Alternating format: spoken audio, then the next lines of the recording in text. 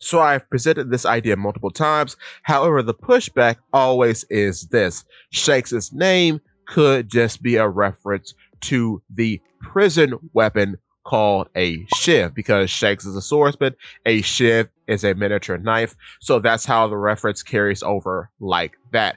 However, I'm going to present my alternative once more because new information has become available. The idea that I have been presenting multiple times up to this point is that Shanks most likely takes his name from a piece of jewelry, most notably a ring, because a shank is what you put your finger through. What makes this more interesting is that supposedly Shanks himself was found in a treasure chest during the God's Valley incident.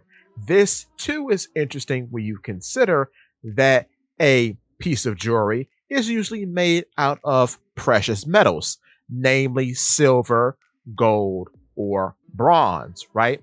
Then Shanks goes on to be raised by a man named Gold D. Roger, most notably known as Gold Roger. Then you have his first mate, whose name is Silver's Rayleigh.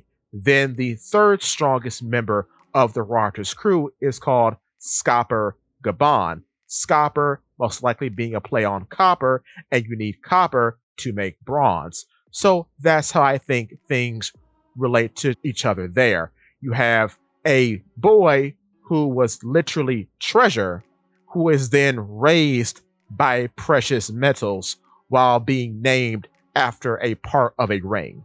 That's why I think things are colliding with each other here. Now, a perfect marriage of this idea and the idea of Shanks being a reference to a Shiv is that all the characters who presumably are related to Shanks use swords. Those swords have a guard with a large ring on it. So that's a very interesting thing to make note of. Figurine Garland's sword has a big ring on its guard. Griffin, Shanks' sword, has a ring on its guard. And the mysterious swordsman that we see in 1121 has a ring on their guard. So altogether, they all have rings on their guard. And the final bit of information that I can't believe I missed, but in SBS 108, there is a funny little fact about Figurine Garland. It's that if he lets his hair and beard grow out too much, they come together to make a perfect ring. Isn't that interesting? The supposed family member of Shanks, some sort of relative of Shanks, can literally become a ring if he lets his hair get out of control. And I just wanted to bring that up because I see this being contested every time when I say it, but in actuality, I think it's both. Shanks could be a reference to the Shiv, the prison weapon that is used because he and his supposed relatives are all swordsmen.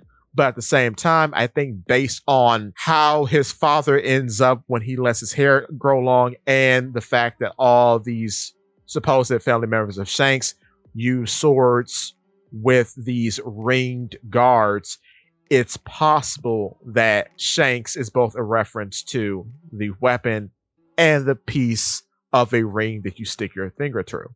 And with that being said, give me your thoughts.